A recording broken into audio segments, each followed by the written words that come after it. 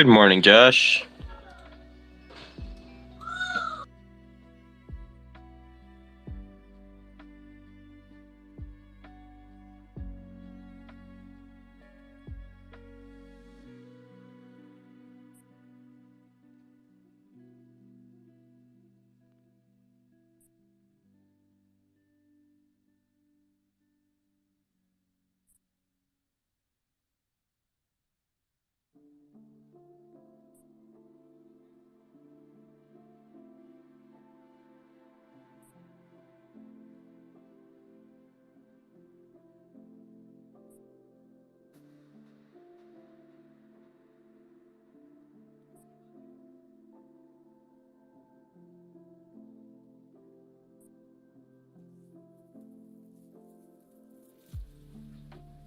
Good morning.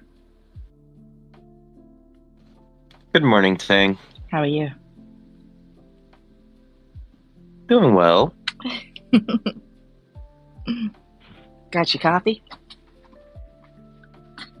I need my coffee. Good morning, Tang. Good morning, Josh.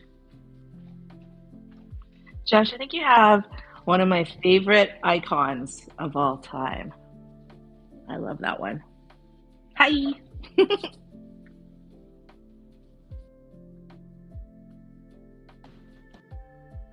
That says a lot, Josh. She designed mine. The iconic Mew. I mean, one day that's going to be worth not just millions of dollars, but it's going to be a major cultural icon for the ages. On the central edge is a huge Miu shrine somewhere. That's right. You know how some religions have the crucifix? DCL will have the Mew sign. Oh my god.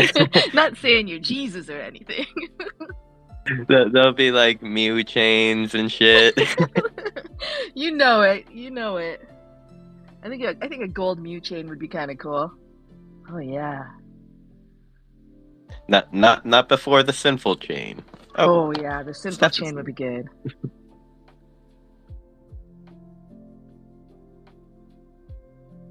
Good morning, everyone. Good morning, Steph, Canessa, Ingester. Thank you for coming by. Brandon Manis, Bubblegum, Future Ghost, and who's this? The Meta Maestro. Good morning, Jerry.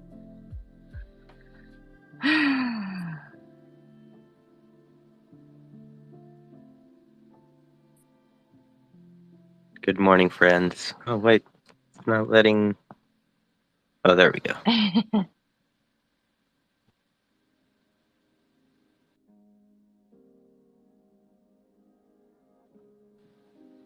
Good morning, good morning. Where's everybody at today? I am in West Coast Canada, as a lot of you know, and it is rainy and drizzly. We had a beautiful summer, but that is over now. Is it getting chillier over there? It is, especially at nighttime. You know, the daytime is not so bad, but the nights, oh, I feel like I'm in an igloo.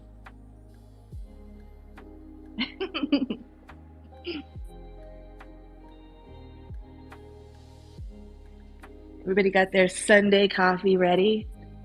I think a lot of you know that I don't drink coffee too much, but I do drink it for Sunday coffee as much as I can. So I'm on my second cup and ready to go. Morning, Trickster. Tricky.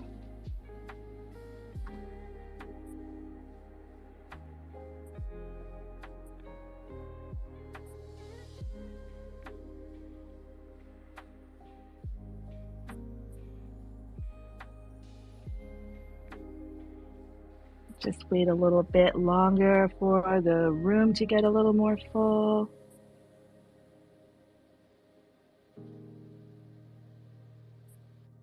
Oh, what?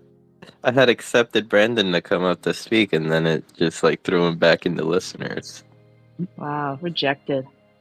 Sorry, I know, Brandon. Don't right? don't take it personally, Brandon, for real.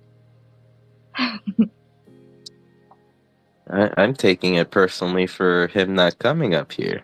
It says connecting for me, so maybe it's just taking some time. Good morning, Bubblegum.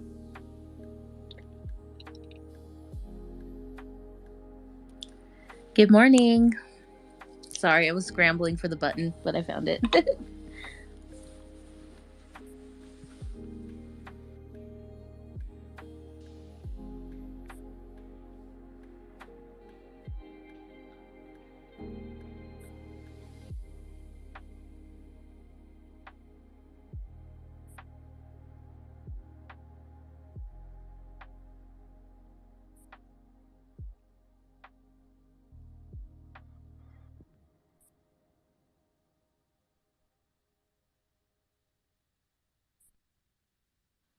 Okay, I'm going to get us started for real. Good morning, everybody. Today we have with us Steph Guerrero. She is a music curator, a Twitter Space host, and a general Web3 rainmaker. I have had the pleasure of working with her on the DCL Latin Festival a few months ago. She was a pleasure to work with. That was an incredible experience to be on. I think we had something like, ooh, 10 to 15 acts running through Dollhouse over 2 days, and it was really exciting. And I can't wait to work with her again. Steph, what have you been up to since then? Hi. Oh my gosh. So many things. It feels like it I feel like in Web3 we're like moving just at the speed of light. So most recently I joined the artist partnerships team at Telly. If you don't know what Telly is, it basically allows you to build websites and create token gated pages using your own NFTs. Or you can also mint on Telly now. So you can sell on Telly. Those mints are on Polygon. That's what I've been doing most recently. But then right before then, I also got selected to be a curator at Catalog. So I'm very excited to be doing that, onboarding 4 new musicians. I have until November 20th, and I hope to have the help promote those drops soon. And last but not least, I'm very passionate about just what's going to happen with copyright in Web3. So I've been doing a lot of research projects, but also putting together just big brains and think tanks to think about like what's going to happen with copyright in Web3, whether we're going to retain it, whether we're going to do away with it, et cetera, et cetera, et cetera. Lots of big topics. Let me start with Telly. So I don't know a whole lot about Telly. Can you maybe go into that a little bit deeper? Yeah, I sure can. So Telly is basically, I like to tell people, it's kind of like the sun in the center of an artist's solar system. Basically, when you join, you can create a website with little bricks. You can create pages that have little bricks, and on those bricks, you can put anything you want. You can embed a Spotify playlist, you can embed a picture, you can put a music video, you can, put your merch, whatever it is that you like. And what's cool about it is you can create a page. Let's say you can create 1 page per single, or you can create 1 page per album if you're a musician, or if you're an artist, you can do it by, phases that you're going through. Like maybe a piece of art is all tied to all of these things. You can put all of your inspiration. And then on top of that, there's a fun layer where you can token gate it. So if someone has bought your NFT, you can give them access to that page with all of this exclusive content. Most recently, they rolled out their sell on Telly. So now you're also going to be able to mint using Telly and sell those NFTs and use those tokens as well to token gate on Telly. But you can use any tokens you want, not just the ones that you sell on Telly. That's awesome. Yeah. It's like an immersive page for artists, a one-stop shop. It's kind of like an OnlyFans for music NFTs. Can I say that? Exactly. Yeah. Except, it's like with NFTs. Yeah. Instead of like OnlyFans where you're paying a membership, this is like with NFTs. Yeah. But it's not I just for love music, it. by the way. Anyone can create a Telly page. I created a Telly page. You can look at my link in bio and see I made it just for me and just so you can see my stuff. I don't have anything token gated, obviously, because I don't drop tokens, but you can see what a Telly page looks like. Yeah, I'd like to actually. I was on your LinkedIn page last night and I think I got distracted, but I was trying to get to your Telly page as well. I love the idea of that. It's almost like we're going back to that sort of MySpace time where you had this one page that showed all your interests and likes, and like your little space, really, right? Yes, exactly. So and what I loved about MySpace too was that you didn't have a feed where it was like aggregating everyone's content. Instead, it was like, oh, you're gonna go visit that person's world, and you're in their world, and that's it. That's all you get to know. So that's what I like about Telly too. Is like whenever someone's going to your Telly page, they're truly just in your world, kind of messing around, and there's not going to be like distractions from other things. That's a good point. So you can really curate the experience for fans when they come to you. Exactly. Yeah. I like it. But how long have you been with them? I actually just joined. It's only been a month. And you love it. I do. It's a really, really great team. We have our CEO, Kim Nortman, is just amazing, inspirational. She works very, very hard. All of our team is very dedicated. We all, believe in this cause of creating this new creator middle class. And so this is just a great tool for anyone who wants to build something out there. And our goal is to just service artists and creators as much as possible. Awesome. You said you were working with Catalog as well? Yeah, I got onboarded to be a curator for this season, which means I get to bring on 4 artists. And I'm really excited about my selections. One of them is an artist from Cuba, who she's working out of Cuba. And she hasn't been able to mint on Ethereum precisely because, it's just too costly or it's too inaccessible for her to get Ethereum from Cuba. So I'm excited to give her this opportunity to be able to mint on Catalog and get connected to all these collectors. Another one is an artist from Argentina who's living in LA now, but he's just an artist in every shape or form. He's a multidisciplinary artist. So he's got like a visual project that he's launching, not on Catalog, obviously. And for his music, though, I do feel like these higher end collectors are going to enjoy the choices that he's going to bring. I also have an artist who has never been in Web3, only Web2. But he wants to experiment and see what's out there, and so he's going to drop something. And then I have a 4th one that's kind of I haven't confirmed just yet, so I'm not going to say anything about that one. Can you tell us their names or not really? Yeah, I sure can. So the artist from Cuba is called Yax Castillo. That's YAXX. If you look her up, you'll see she has a ton of mints on Tezos. The other one is Baby Yours. Oh, we love Baby Yours. I know. Exactly.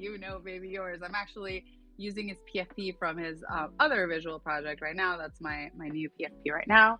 And the third one, his name is Nore, and he's out of Venezuela as well. So fun times. Amazing. So what does it mean as a curator? What responsibilities do you have? Basically, curators, we just try to find what makes sense in a particular marketplace or even in a person's collection, because I do curate for other people that ask me to set them up their wallets and maybe they want to get their collection started and they don't know where to start because it's a little overwhelming if you just kind of dive into OpenSea and then there's like all these things. So what I do is I sit with them, I get to know them, and then I say, okay, these are the pieces that I think might make sense for you, and then from there they dwindle it down. So I basically curate an experience where they're able to start their wallet. Same thing for Catalog, where I see, okay, this is your collector base. This is what they're looking for. They're looking for higher end pieces, something that's long. Since all the pieces are one of one, I definitely want to make sure that the products being sold are like unique experiences or are artists that are very familiar with that type of collector base. So that's what I do. I just sit and collect and figure out which artists are going to make sense. So as soon as I found out I was going to be a curator, which was a little whiles ago, I started contacting artists who I thought might make sense. I knew I was going to be given 4 slots of artists to bring in. So I reached out to a little bit more than that. And, as always, artists are busy. They're doing other things. They're unable to onboard as quickly as you'd like them to. So it took a bit, but I think I've dwindled it down to the 4, and I'm excited to see what happens. It all sounds very exciting. Have you done curating before? I didn't realize that what I was doing was curating, but yes, I used to do for social media. A lot of the artists, when they started developing their accounts, they didn't know who to follow or how to participate in social media. I did onboarding back in 2009 when I first started my professional career, and like social media wasn't that big of a thing. So I didn't realize that that's what I was doing by telling them like, hey, you should follow this person, or this person is influential for that, or this makes sense for you. And yeah, so just little by little, I started, doing some sort of curation, and then curation in more the sense of like, what are the influencers that you must follow, or what are the creators you need to be connected with? Not in this specific sense. In Web3 is when I've really kind of taken it more towards focusing in the art rather than the influencers. let's go back there a little bit. How did you get started in all this? I know from your LinkedIn and a little bit about your history that you come from major music labels. How do you go from that world to this world? Yeah, so I started in music labels back in 2009. Back then, piracy was rampant, and there was the music industry was trying to figure out what they wanted to do with themselves to make, to create, a sustainable ecosystem uh, for for just artists and for themselves too. It was actually very sad because I had a generation of creators that we lost because of piracy. Unfortunately, there was just not enough income to support their life, so they moved on to other things, not music. So that's always kind of been at the core of my being, is I've always wanted to create sustainable lives for musicians. However, through working at just the general music industry, you start thinking more in like optimized terms, like, how can I create more consumption, or how can I create more revenue for the company rather than focusing on the art. And towards the end of my tenure at Universal, I realized that I had these artists that were truly connecting with fans, that were just incredibly, their connection was incredibly strong. And I was trying to figure out what are the best ways to build upon this. And I found Web3, that was back at the end of 2020. And I was just trying to figure out what the structure would be that would make sense for my artists to participate in this. And unfortunately, the label wasn't just ready for that. They were not limber enough, or they were willing to do an experiment, but with very limited resources. And so I kind of saw the forest for the trees, and I truly believe that Web3 is the future. So I decided to, when the company reorganized, to just kind of step aside and dive head in first and consult and learn as much as possible, connect myself with as many people as possible. And this community is so welcoming, so great at education. I feel like if you just spend more than 10 minutes a day, or around just 10 minutes a day on Twitter Spaces, you learn and pick up so much. And so I've been here ever since. It's gonna be about a year, or it's gonna be about a year because it was around Thanksgiving. So I'm excited to be here. Happy anniversary. Happy Web3 Thank anniversary. Thank you. What I love about what you're saying is that you're championing the artist and you're championing the creative process and trying to find ways to give artists a means so they can keep creating, which is paramount right now. Yeah, that's the goal. I think for me, that's probably the most important thing. And I do realize, because I do come from labels, that labels do serve a purpose, and publishing companies, they do serve a purpose for musicians.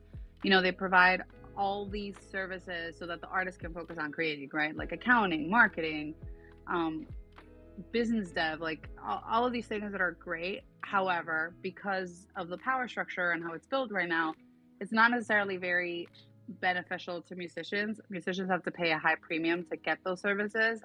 And I think there should be options for artists to be able to shop around, or even get, services at a cost that makes sense for them, because not every artist is going to be looking to play Madison Square Garden once a year. There are artists that are going to have different careers, so they should be able to still be able to secure these services somehow.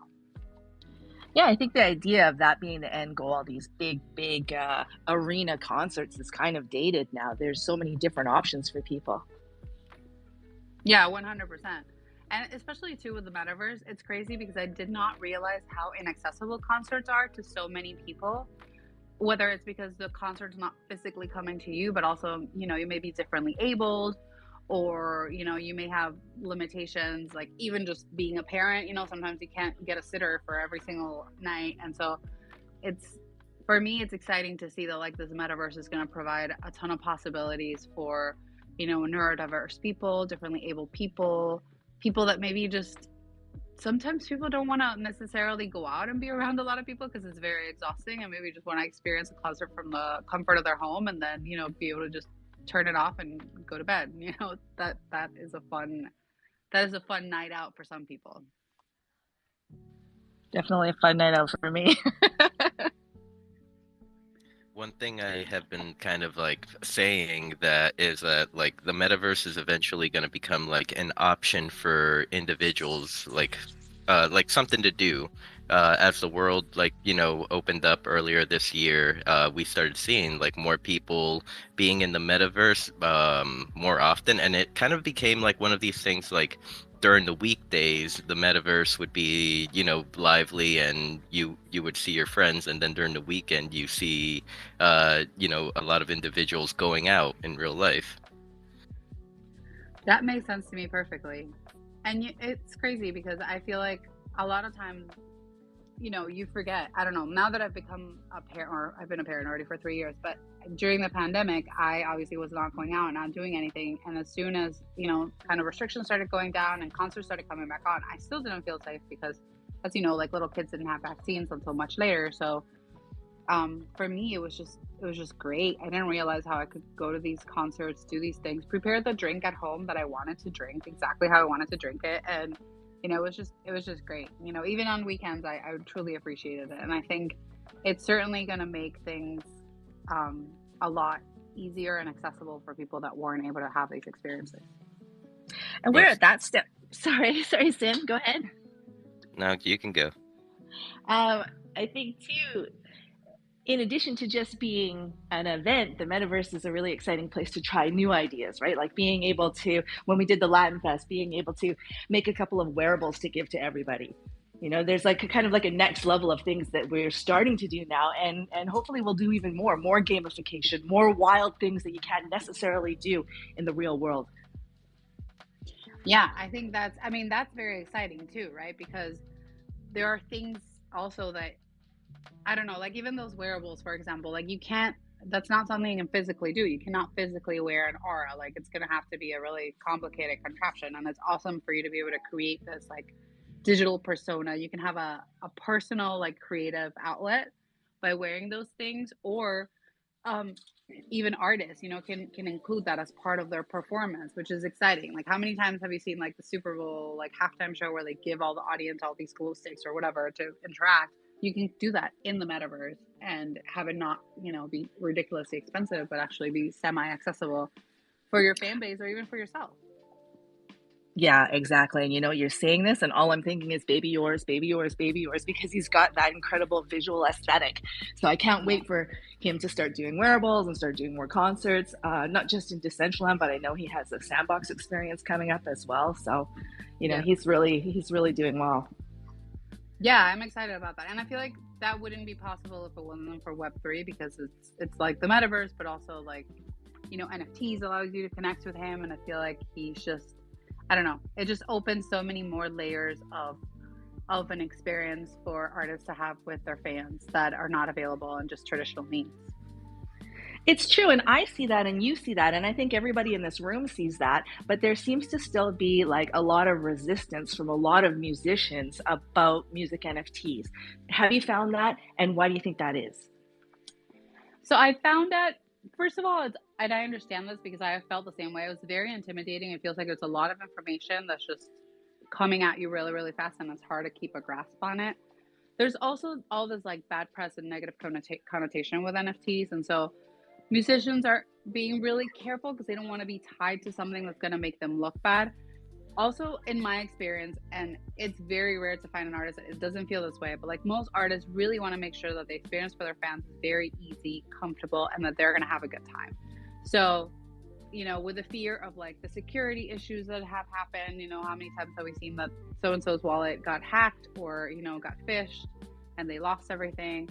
So, with the security issues that happened, the volatility of gas prices that was very common before, all those things just make for a bad experience. And I know that artists don't want to have that. And then the last thing is artists try to be really thoughtful with what they're going to present, and they want to make sure that it doesn't feel like a cash grab um, for their fans. And I think that's sort of the biggest holdup. What artists a lot of times feel like they don't have much to offer to their fans without realizing that most fans really would be happy if they just got, say, the voice notes before, you know, the story of how a song got formed. So let's start like, oh, can I see the voice notes that you sent back to each other with your producer? And those little tidbits of content make fans so happy, and you can gate that with an NFT.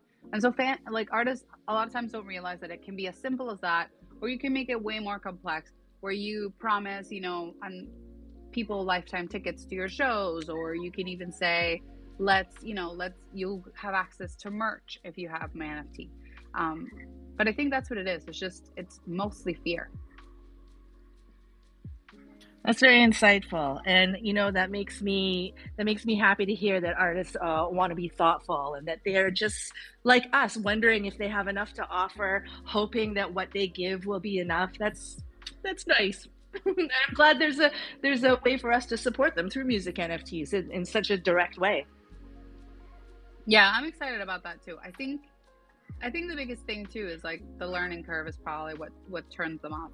And I personally, and this is just my personal opinion, I have worked with artists who want to just pawn off the whole process to management, and I prefer not to get involved with projects like that because I truly want the artist to understand what it is that people go through to collect, and also to connect with you. And so I don't think it's fair for a person to buy into a project and then end up connecting with their management, because that could happen through any other means. It doesn't have to be through NFTs. I feel like Web3 connections need to be legitimately somehow connected back to the artist.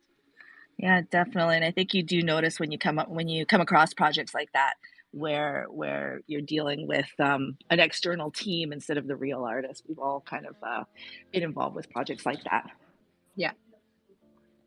So you've been here for a year, you've experienced a bull market, you've experienced a bear market. What are some of the challenges that you're facing? I think it's funny because because I was so new during the bull market, I didn't even realize that it was a bull market. Um, so until I was in the bear market, and then I was like, oh, looking back, like, yeah, I understand. There was a lot of people that kind of disappeared. There was a lot of interest during the bull market. That's another reason why artists aren't participating as actively as I'd like. It's probably because we're in a bear market now. Um, but what has been kind of the silver lining all of this is that the people that have remained and are still active in this bear market, I know are committed to the end.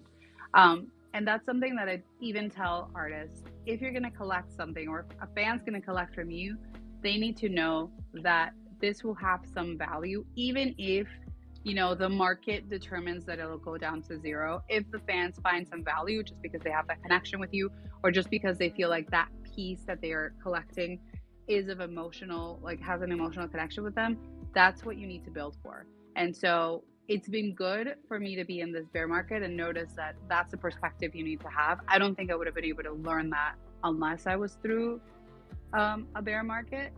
But again, it is a little frustrating right now because there's less participation. Fans are a little more trepidatious to participate in a project that like forces them to buy crypto and then buy the project. So, I've seen, although I haven't seen fear, when it's like in marketplaces where fans can just buy with credit cards, because to them it's like, oh, it's very clear, I'm purchasing this product, that's it. I think the issue of like buying the crypto and then buying the product is what scares fans a little bit. I think that spans across everything in Web3. Certainly, we have that kind of issue just being inside Decentraland as well and trying to onboard new users and finding ways for them to participate in the economy that's easy and not scary. But at the same time, oh, sorry, go ahead. No, please go. At the same time, you kind of see the innovation accelerate. There is more to do on Decentraland now. Same with I would say kind of musicians that are creating right now in the bear market. When the interest comes, being the bull market, people are going to flock into crypto, regardless if they have that to buy crypto, make that initial buy, but they are gonna make it. And if they know like an artist that's in the space that has an NFT project, they're definitely gonna go buy one first. Yeah, definitely. I think that's what's exciting too, is that right now in this bear market, all these crazy ideas are floating around, and artists have the time and the space to experiment and try them out. I feel like when there's a bull market and there's like constant buyers, it's easy for them to get comfortable and not push the bounds of their creativity. Very, very. So Steph, I have some questions. Been let's dig back. Stephanie Guerrero, or are you from Ecuador?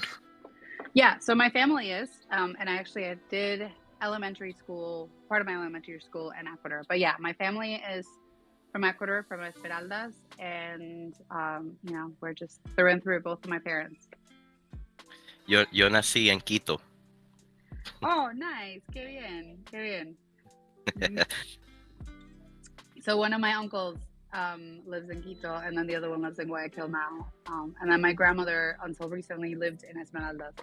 But Quito is one of my favorite cities to visit ever in the whole world, and my husband's too. And so, yeah, I love Quito. So many iguanas there. In Quito? No. In Guayaquil, yeah, but in No, Quito, Guayaquil, no. Guayaquil. Yeah, Sí, yeah, sí, sí. yeah. In Guayaquil, it's awesome. Fun fact, if you go to Guayaquil, there's a park they call the Iguana Park, and you can go there Yep. and you can touch iguanas. Like, they let you touch them, you can grab them. You might get pooped by an iguana because they're like hanging out in all the trees. There are so many iguanas in that park. But it's super fun. It is very true. I mean, let's see. Last time I was in Ecuador, I was 8 years old, and I got to visit that park about like 4 or 5 times in my That visit. that park is super fun. Guayaquil also has fun things, but I prefer Quito just because there's like so Quito was colonized by Spaniards like most of Latin America, but like there's a ton of like old like Spanish inspired houses. It's really cool. The wax museum in Quito is something that I only went when I was a little girl, but it's like ingrained in my brain because they did such a beautiful job. It's like a historical wax museum, so you can see these like pieces where they're recreating historical scenes. It's amazing. It's not like Madame Tussauds at all. It's like it honestly feels like it's art. Definitely recommend people check it out. You had mentioned you did a little bit of elementary school in Ecuador. Mm-hmm. What age did you move to the U.S.? I think I came back. I was like maybe 13, maybe. Yeah, I think it was 13. So yeah, I guess middle school would be considered what I did here. Um, but we would come once a year. So I was here as like a little kid, and then we would come once a year. So I always grew up speaking both languages, English and Spanish. I see. Personally, I moved to the U.S. when I was 5 years old on my fifth birthday, so you Nice. got to experience Ecuador a little more than I did. Yeah, yeah. And my parents, like, we're road trip people, so we did a lot of road trips around Ecuador. Definitely a lot of fun. I have been back a lot since I have left. Most recently, I was there for about a month almost, in Guayaquil mostly, a little bit of Esmeraldas. But I love it. Definitely one of the best countries to visit in South America. I don't know about right now because I know they're dealing with some crime issues, but the fact that they use dollars is certainly like super easy for you to just travel there and you don't have to worry about exchanging money or anything like that. Yes, the dollar accessibility does make it easy, very easy. I think last time I was there was around the time when they started adopting the dollar as their currency. Nice. Um, could you tell us a little bit about your Twitter Spaces? I'm looking at your list here. Am I reading this correctly? Am I seeing like 11 Twitter Space in one day? Let's see, 1, 2, 3, 4, Did I do 5, 11 Twitter? 6, 7, Oh, you're looking at my 9, calendar. 10. Yes, yes, for Okay. tomorrow, Monday. So, okay. No. So that calendar, it's not just my Twitter Spaces, it's everyone's Twitter Spaces. Oh, okay. Yeah. So the calendar I actually started putting together because I would consult with artists that wanted to get into Web3 and they didn't know where to start. So I told them the best way to start was Twitter Spaces. But that was the end of my instruction. And what ended up happening is everyone was very overwhelmed and not participating in the spaces. So I said, you know what, let me start collecting these. And this calendar used to be private. I would just send it to the artists I would consult with. And eventually I realized, you know what, this is just a good resource for all of us. So I opened it and I have made it available. And what happens is every Twitter space that has to do with music NFTs or anything music and Web3 related gets added to this calendar. So these are not just the spaces that I hold. It's honestly spaces that everyone holds. If there's any space that I'm missing, people usually are very good about sending them to me. And now I have a few curators that are working with me as well, so that we make sure we don't miss any spaces at all.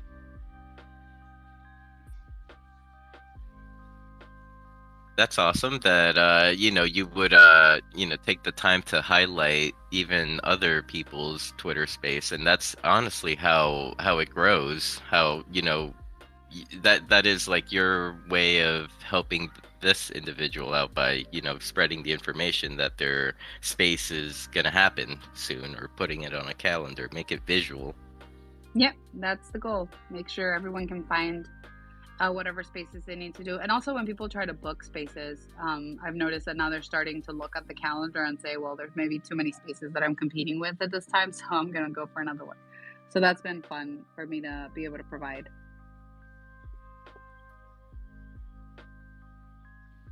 Again, more curation skills from you, I think. Yeah, very exciting. Well, I'm happy to have people helping now, because now, it's just a team effort, and it's honestly, it's grown and it's become much better. What can you tell us about I'm seeing it right here, Goat for Mars project? So the Go for Mars project is just the name I made for my my consulting business for Web3 for artists, and also businesses.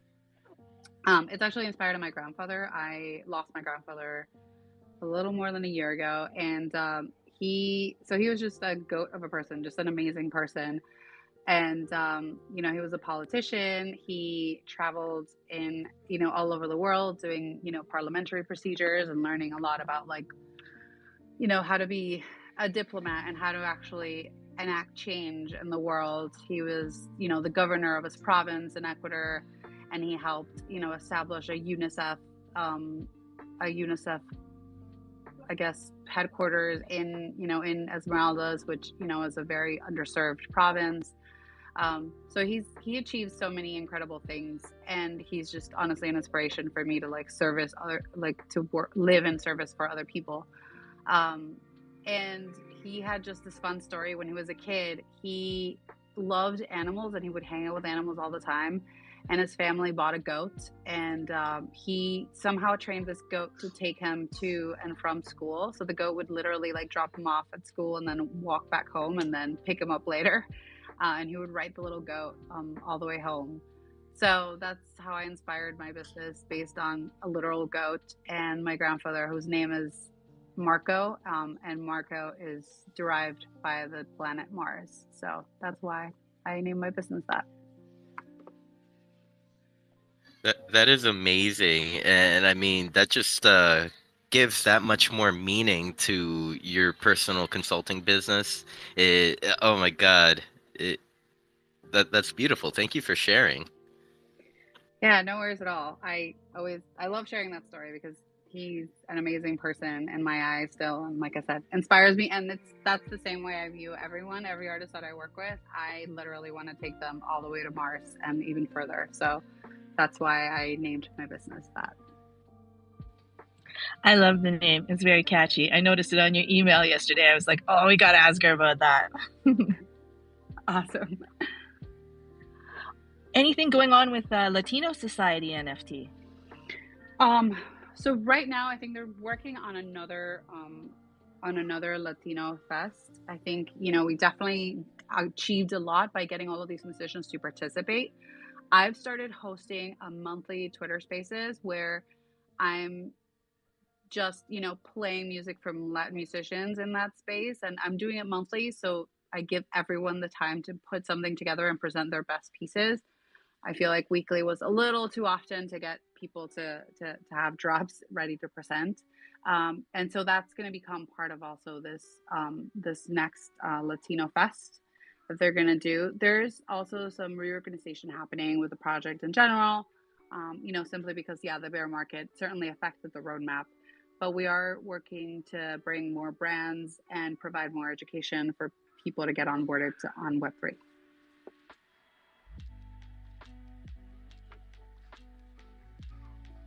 Amazing. I don't think there's anything wrong with doing things once a month as opposed to once a week. Like you were saying, artists want to be thoughtful, and a week goes by fast. in the metaverse. Yes, it does. And in Web3, like it's crazy how fast things progress. So before you know it, you're next up again. I think a month is a good amount of time. Yeah, I'm excited. I'm excited for next for this month. It's going to be the 18th on Friday at 4 p.m. and we'll go for 2 hours and we'll just play music. And I'm excited already. I have some awesome submissions to play, so I'm excited. It's on Twitter Space? Yeah, it's going to be a Twitter Space. Are there any other Twitter Spaces that you host? So currently I help co-host. I'm an unofficial co-host in Jade and Violet's morning UVR morning spaces. That's at 11 a.m. Eastern. It's kind of early for the West Coast, I know, but that usually goes on for 2 hours. So I help co-host that. I'm focusing right now on hosting Twitter Spaces that are bringing value to the community. So I'm currently putting together a Twitter Space that's going to talk about terms of service. Often musicians, and what's been happening recently is I've noticed musicians are reading terms of service of different marketplaces and realizing that maybe what they are granting by participating in that platform is not exactly what they wanted, or maybe they're just not clear as to what's going to happen. So I'm putting together a panel of just attorneys that can just give a little more information and clarify some doubts and maybe some concerns that musicians have. Putting that together, that's probably going to be my next Twitter Space. I'm planning on hosting a Twitter Space just to talk about the show called The Playlist on Netflix based on the rise of Spotify. And that one I think should be an interesting one because I know people had mixed feelings about the show. But yeah, I'm trying to host spaces just based on key topics rather than just having a weekly thing and with kind of like an open format, simply because I am already participating in Jaden's space that does that.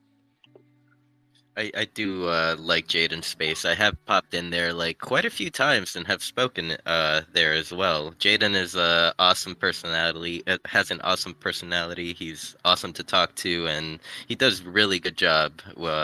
Being hosting the Twitter Space. Yeah, he definitely does. I'm trying to think if that is where we met or if we met in one of your music Twitter Spaces. I don't remember. I don't know. I also tweeted out one time about like all Ecuadorians. So I don't know if maybe you got tagged in there. I don't know. Yeah, maybe I popped in like, hey, I'm Ecuadorian. Yeah, maybe that's what it was. So I see we're approaching about the hour, the 45-minute mark. I would like to open up the panel for anyone that would like to ask Steph any questions. I do see that we have, or actually before we pass it on to Bubblegum, Tank, do you have any more questions you would like to ask? Yeah, Steph? I just wanted, I do. You mentioned copyright and the importance of copyright and that you're doing some researches and studies on that. With the topic of OpenSea taking away creator royalties right now, I mean, what do we need to know? What should we know and what should we be watching for? So I'm going to make a huge caveat here and say I'm focused on music copyright. And so music copyright has been one of the most complex forms of intellectual property, I feel, historically, simply because it's the only form where you're allowed a fragmented license. So it's a very bifurcated system with a ton of, holders tied to one song. There could be as many as 20 songwriters, for example. And then for the recording side, you'll add even producers. So each song has a copyright for the composition and then composition of the song, and then for the master recording. So oftentimes when you want to use a song in any way, whether it's streaming or if you want to put it on a TV show, or even if you want to play music in your restaurant, you have to buy a license for one or both. Most of the times it's both. I think only radio is the one that only has to do one right now. I'm not sure. Don't quote me on that. Right now in Web3, nobody is paying royalties for use of the song in streaming, even though it's available. I'm not sure how that's going to be settled.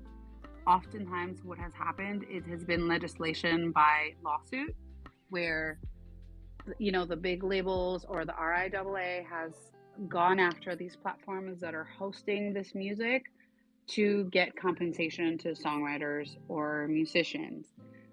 That has not happened yet. So I understand that OpenSea wants to do away with creator royalties, whatever it is that they want to do, that's fine. I don't think that the enforcement agencies in the music world are going to allow that to happen, simply because it just has never, ever been the case. You know, since the start of piracy, these agencies have been very vigilant and they want to make sure that everyone is getting paid their dues.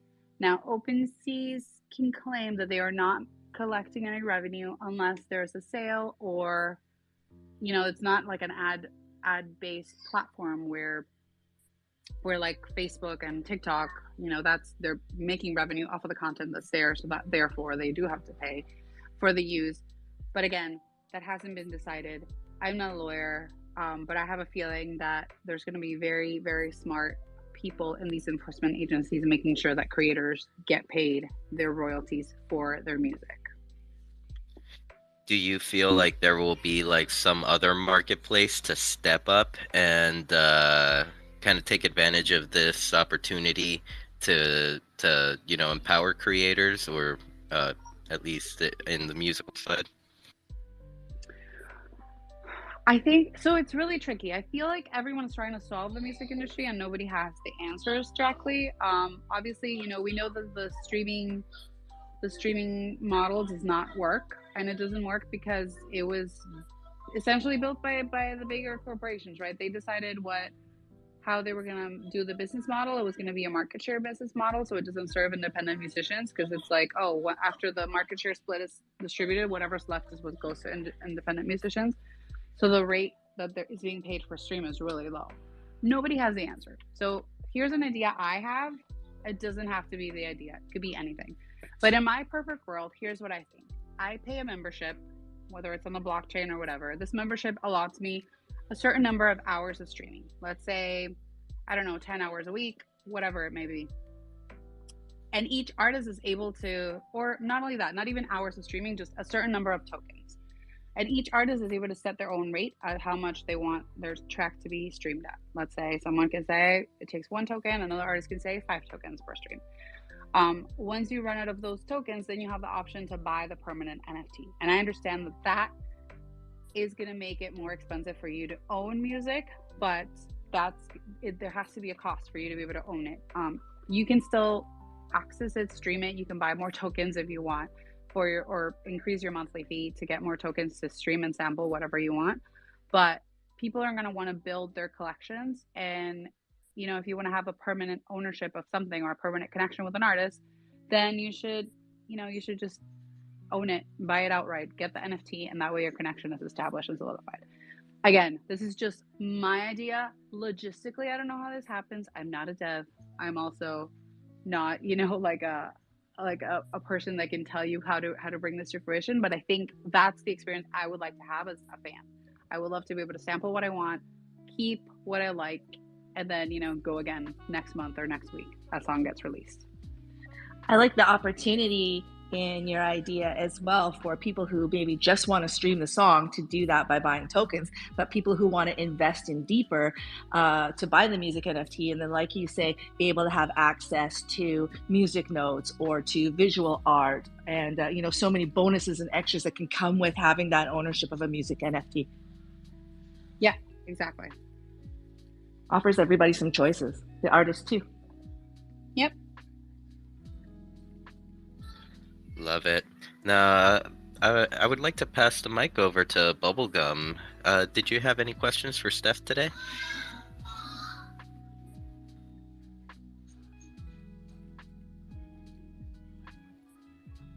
I think she's gone.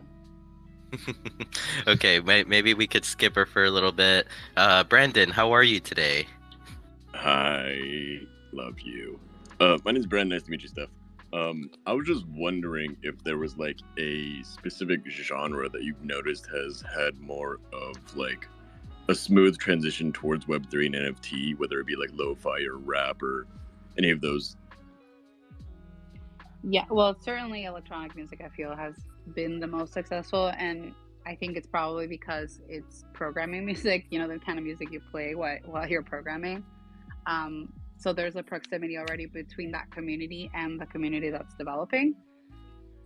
I would say that's the case now. I don't know that that'll be necessarily the future, but that's certainly been the case so far. I don't know how I feel about hip hop. I feel like there's really good hip hop and there's also like terrible hip hop that I found. So I don't know if I wouldn't say that it's like it's had success. Of course, there's like the big names like Snoop dropped his thing, and he's been very successful. But I don't know that's necessarily indicative because there have been great drops and then horrible drops from the hip hop side. So I think that's probably a close second. And then the last one that I'm most excited about is just Latin music. I don't know why. I just keep discovering like a wealth of just really talented musicians. And I don't know if it's like the scrappy can do attitude that, Hispanic people have always had or Latin people have always had, just because it's like the technology arrives there late. And when it does arrive, they just figure out how to like jerry rig it to be more beneficial to them. And so I'm excited to see the music that's coming out of Argentina and Colombia, because there's some fun stuff coming out of there. Oh, I have to totally agree about the Latin music having a presence in Web3. Like, more often than not, I'm walking or, yeah, stepping into a Twitter space and, there's a Latin musician showing off his music. And it brings a smile to my face because definitely it shows that there is, you know, there is a place for them to come in and just let the world listen to their creations, and that, like, as blockchain technology develops, it becomes easier and easier for creators to do that. Correct. Let's see, Brandon, did you have any more questions? Kind of the same topic, but I was wondering, like, I don't know if you've been to a lot of like metaverse shows or online like virtual shows, but like, which ones have like the best turnouts? Which ones have like, I guess, are the best to market to? Like which audience is the most ready for Web3 in terms of music? It's interesting. I feel like, it's the gaming audiences that are used to just going to metaverse just in general. And so as a result, if an artist has a huge swath of their fan base that's gaming based, they will have a good turnout. However, and I'm gonna harp back on this Latin thing, I have noticed that these Latin festivals, they've been doing a really great job at recruiting people, training them. There's a group called Crypto Musica, or crypto music in Spanish, and they just put together this thing called the Caliverse, which was like a Day of the Dead music festival, and it was a really great experience. It was very seamless. Their website included instructions on how to do things. So there was a lot of people that I met at this event that had never ever been to the Decentraland before, for example, and they were able to like get on Decentraland. They had to use a wearable to enter the event. They entered the event, they participated, they figured out how they could dance, how they could communicate. And I don't know, all in all, I think it was a really great experience overall. I think it's communities and people that are doing all that work of educating people, showing them how to do things consistently, like hosting either Twitter spaces or even sending newsletters or communicating with people via Telegram to make sure everyone knows exactly what to do and how to get there. Those events have been super successful and they have a really great turnout as well. So, for all you community leaders in here, you heard it. Love you guys. That's all I got. Thank you, Steph. You're the best. No worries. Pleasure to meet you. Thank you, Brandon. And I would like to pass the mic over to Meta Maestro. How are you doing today? Oh, the Meta Maestro. Just call me Jerry, I guess. But I'm doing well. I just wanted to not add something, but I think it's amazing that you are you're out of a label and you have that background, that royalty background. I think that's a very valuable thing that you're bringing. I'm out of an accounting firm that kind of specializes in royalty audits, and I could tell you that it's come up. It's out there because they've already been bringing it up. Some of our royalty auditors, how are they going to, try to pretty much get money for the artists and the musicians. So I think you're onto something, really. And I think it's pretty valuable what you're bringing, that business experience, because I think a lot of musicians, and they don't quite realize that I wouldn't say the labels are the enemy, but it's not easy getting it's not easy squeezing out all the money, you know. Yeah. And I don't know if you have anything to add on that. I'm just kind of making a comment that it's just you're bringing it's a valuable service. Yeah, no, I certainly agree with you. I think, I think auditing in the music industry is probably the most difficult thing to do. I would love to talk to you about that, just because I have found that there's tons of musicians, and not only musicians, songwriters and producers, that either they have to wait months, if not years sometimes, to get paid. And even then, just to execute an audit, it takes forever. There's a ton of NDA, like layers of NDAs that sometimes they have to sign that doesn't even allow them full transparency. And so that's what I'm most excited about, is that the blockchain is going to allow for people to have this transparency that they need. And yeah, that's I guess that's my point too. Yeah, I mean, look, somebody has brought up in our firm, I don't want to take too long, but to even help the musicians, like, just register for some of the ASCAP and stuff. But but your idea is even better, like, because you're really trying to capture money immediately. So yeah, we would love to talk to you, maybe, just to help. But the only other thing I wanted to ask, is there a portal on Telly or something like that?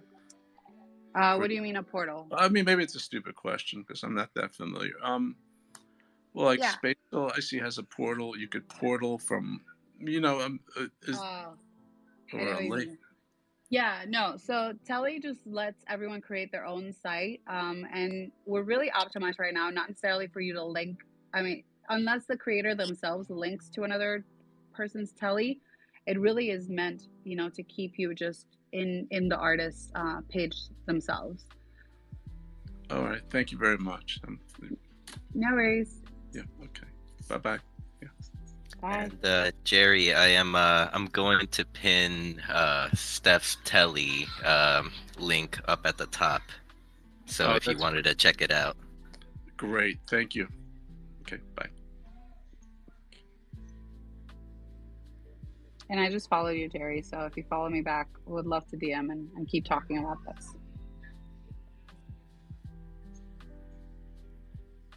Let's see. Has Bubblegum resurfaced?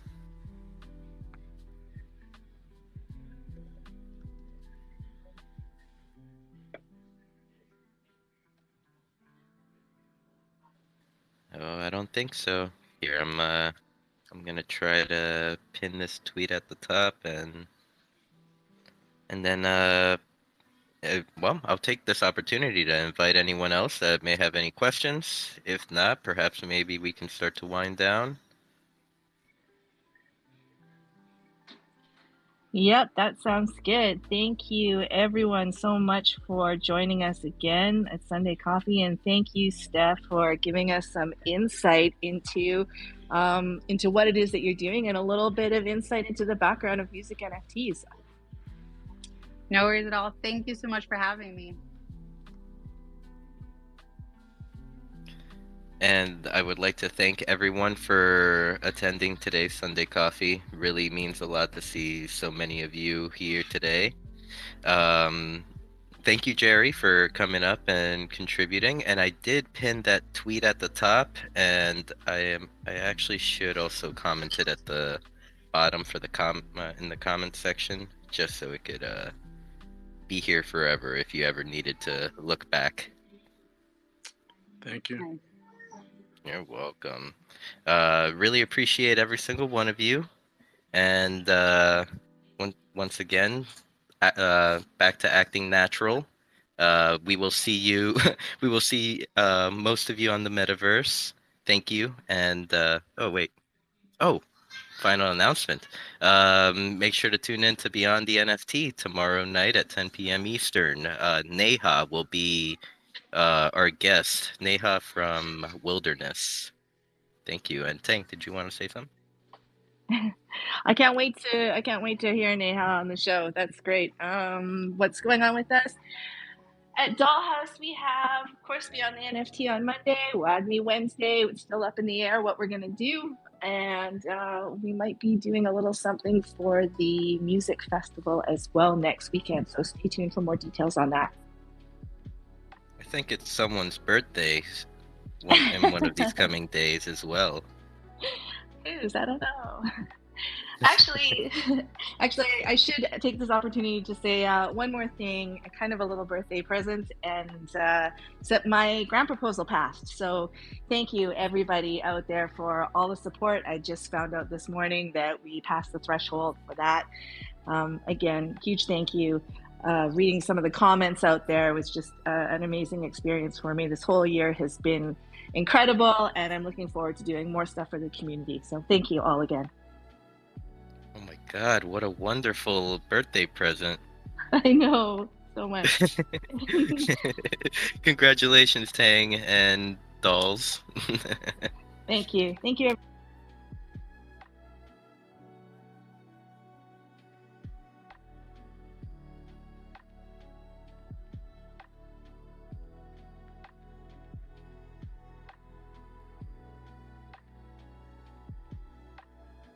That was an awesome Sunday coffee. Oh my God, Steph was an amazing guest.